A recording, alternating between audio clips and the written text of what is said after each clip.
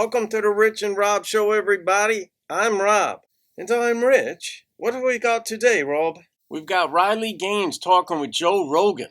I just learned about Riley, even though she's been in the news for like the past year or something. She just graduated from college and set a bunch of records as a swimmer. But in her senior year, a male swimmer said he was a woman and began destroying the women in all the competitions. Let me guess, she spoke out against it and the media came after her. Am I right? Of course you are. But she's not what you would call a weak woman. There's no question she could make it here in New York if she wanted to. But get this, she said they are now taught in college the proper use of their own pronouns. Oh dear Lord, I may not make it. All right, let's get into the interview and see how much we can stand. NCAA, in true cowardly fashion, is changing course, right? They don't want to be responsible. They don't want to be accountable for this. So what they're doing now is a phase-out approach of this policy and leaving it up to each specific sport governing body to make their own rules, right? So now for swimming, they would resort to looking at World Aquatics or FINA, which is the international governing body. For soccer, they'd look at FIFA. For rowing, they'd look at U.S. rowing. They don't want a blanket policy anymore. And again, they don't want to be responsible or accountable. So they're leaving it up to the governing bodies, and what decision have the governing bodies made?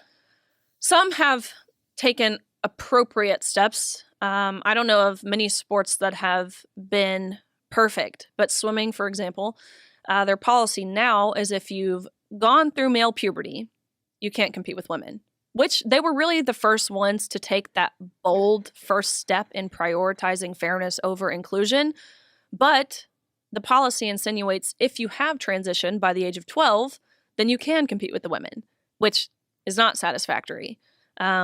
Even taking puberty blockers before the age of 12, there are still advantages that males possess over females.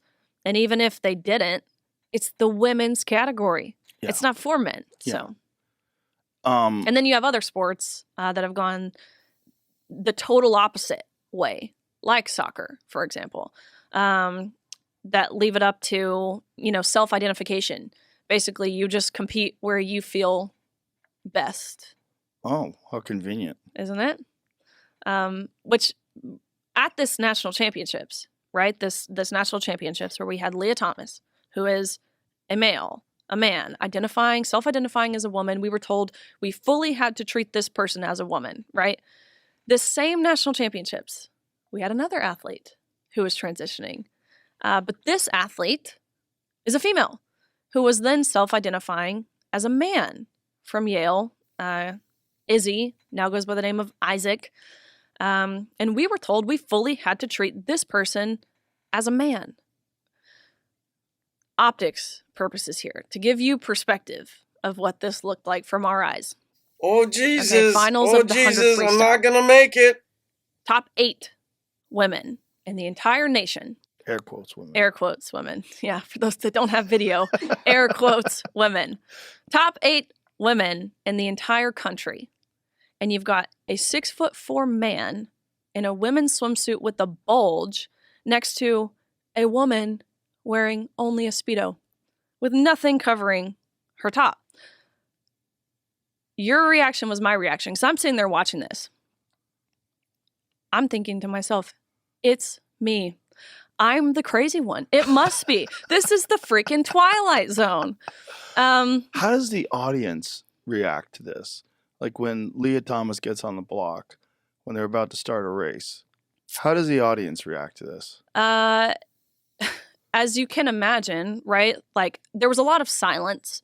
A lot of people didn't really know what to do, what to say. There wasn't a lot of clapping. There was a lot of like protesters and like trans rights activists who were there, who were being loud, and the posters and blah, blah, blah. Lots of booing. Kelly J. Keane was there, who is a phenomenal women's rights activist out of England. And she was there, and she, I'll never forget, I'm standing on the pool deck. And at this point in time, like, of course, me and all my teammates and my coaches, we all knew this was wrong, but it still I didn't know how to talk about it or what to say or what outlet to go to. And I remember hearing her from the stands, and she just said something that we were all thinking, and she yelled so loud, "He's a cheater." And I was like, oh my gosh, I needed to hear that. Yeah. It was a Brit who yelled that out, Rob. I feel good about that, and I feel better about you already. I can't believe what Riley and the other swimmers have to deal with. Is there some kind of super plot somewhere to destroy common sense and fairness? How else can we explain this? I wonder that sometimes myself. But this young lady is quite impressive, I must say. She's articulate and composed. It's good to see. Let's continue watching at least as long as my stomach can take it. So there was a lot of booing, as you can imagine. Lots of silence. And through this, so you have the loud trans rights protesters. And is there anyone countering that? Are there loud pro-women sports protesters? There were. Not as loud. If I'm going to be honest, not as ugly, which I think that gets a lot of media time when you have these men with beards and these big signs. That certainly catches a lot of cameras. So they were definitely there. And looking back, like I said, like being able to see them, it inspired me. It gave me courage to be willing to kind of put my name and face to it. Because I was scared at first. Based on just kind of the silencing tactics that were used to keep us quiet, right? Like we were told, you'll never get a job if you speak out about this. Your employer is going to look you up and see that you're a transphobe. And you don't want that, do you? You don't want everyone to think that you're transphobic. Was this a conversation that someone actually had with you? Yeah. We had to go to training, Joe, to learn how to accept that you're being cheated. A senior in college. Yeah. 21 years old. Yeah.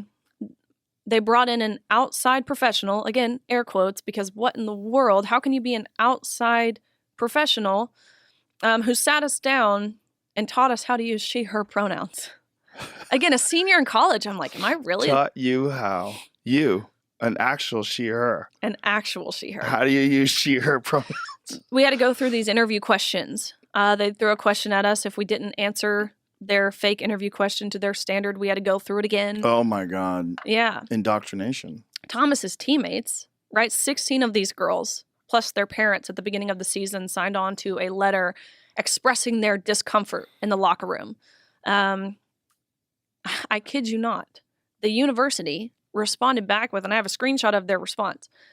If you, as women, feel uncomfortable seeing male genitalia, here are some counseling resources that you should seek in an attempt to re-educate yourselves. Re-educate yourself that that's a she-ness. It's not a penis. It's a she-ness. Jesus, dear God, I can't take this anymore. So, does Leah Thompson have sex with girls?